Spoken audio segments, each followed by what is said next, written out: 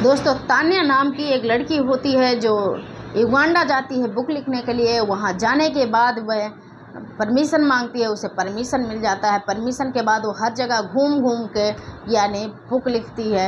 लगभग जब उसे कम से कम 15 दिन बीत जाते हैं तो स्टेट गवर्नर वहाँ मिलते हैं। उनसे कहती है कि सर, हम यानी बांग्लादेश से आए हैं और हम आपका इंटरव्यू लेना चाहते हैं। वो कहते हैं क्यों नहीं। उसे इंटरव्यू देते हैं, बैठ के नाश्ता भी करते हैं। बहुत खुश होती है लड़की, यानी तान्या बहुत खुश होती है और कहती है कि अगर सर हमें यानी ईदी आमीन की भी इंटरव्यू दिलवा दें तो बहुत अच्छा होगा। वो कहते हैं क्यों नहीं, हम बात करेंगे। ऐसा करते हैं, वो उससे बात करते हैं। उन्होंने 10 दिन बाद का टाइम दिया। वो बहुत खुश हुई कि अब हम यहाँ से यानी ईदी आमीन की भी इंटरव्यू लेकर जाएंगे। रुक जाती है एक दिन। जिस दिन वो टाइम देते हैं वहाँ पर यानी तान्या जाती है।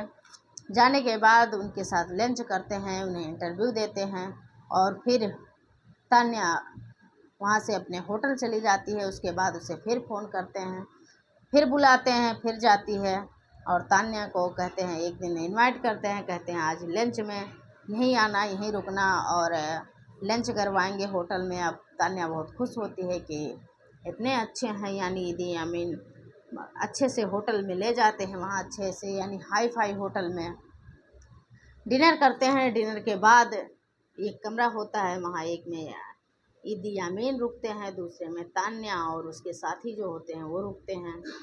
रात होती है। रात में ईदी आमीन यानी सब सो जाते हैं, सबका गेट बंद हो जाता है। लेकिन ईदी आमीन तान्या के कमरे में जाते हैं, वो भी एकदम से कपड़े उपड़े उतारे हुए। अब जब तान्या के कमरे में जाते हैं तो वहाँ तान्या देख कर एकदम से खड़ी हो जाती है और खड़ी होने के बाद वो कहती है कि सर आप यहाँ क्यों। तो उसे कहते हैं कि आप मेरे कमरे में चलें, आपसे बात करना चाहते हैं। वहाँ से लेके उसे अपने कमरे में लाते हैं यानी होटल रूम में लाते हैं और लाने के बाद तान्या से कहते हैं कि हम आपके साथ यानी रिलेशन बनाना चाहते हैं, हम आपको बहुत बहुत सारा खुश रखेंगे, बहुत सारी बातें करते हैं। जब तान्या विरोध करती है तो फिर कहते हैं अगर नहीं करेगी तो हम तुझे यानी मारेंगे पीटेंगे।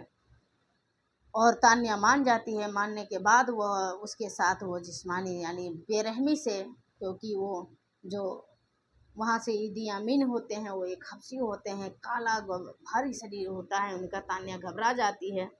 उसके साथ रात में लगभग यानी 3 से 4 बार उसका रेप करते हैं। रेप करने के बाद तान्या की तबीयत खराब हो जाती है, लेकिन वो फिर वहीं होटल में उसे यानी बांग्लादेश वापस नहीं आती है। वो कहते कि फिर उसके साथ यानी जब ठीक होते हैं फिर वही वारदात यानी जो ईदी आमीन होता है वही करता है। क्योंकि ईदी आमीन जो था वो दरिंदगी की हदें पार करता था, क्योंकि वो इंसानों के शरीर से खेलना, इंसानों की मांस को खाना बहुत चाव से, इंसानों के शरीर यानी सूप बनाकर पीता था।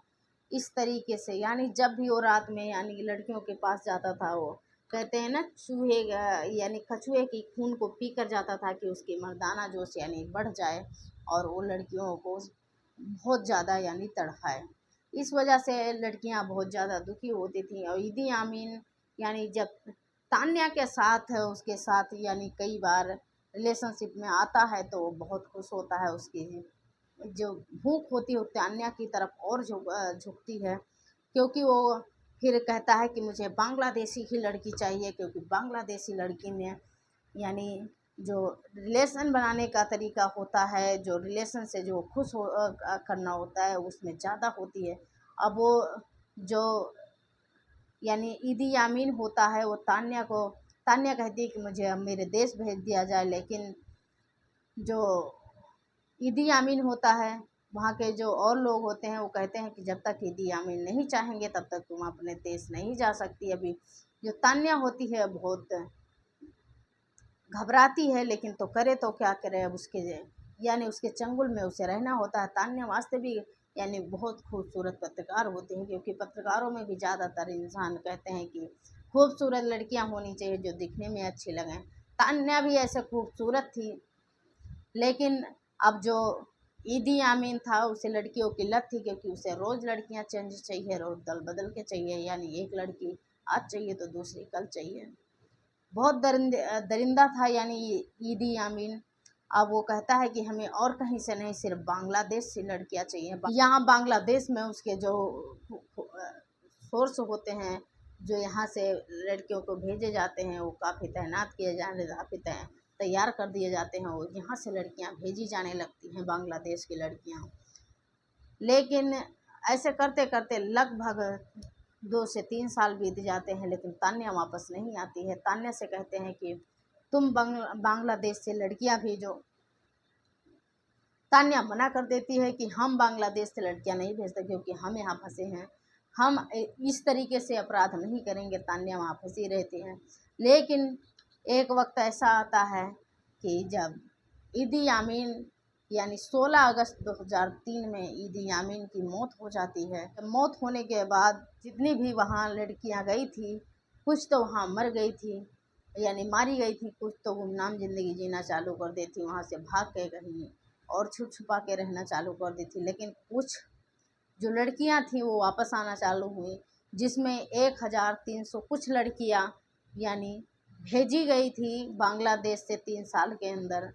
उसमें से लगभग 300 लड़कियां वापस आईं, बाकी लड़कियों का कोई पता नहीं, वो मर गईं या गुमनाम ज़िंदगी जी रही हैं। इस कहानी में पर आपका क्या राय है, कमेंट में ज़रूर लिखें। चैनल को सब्सक्राइब करें, वीडियो को शेयर करें।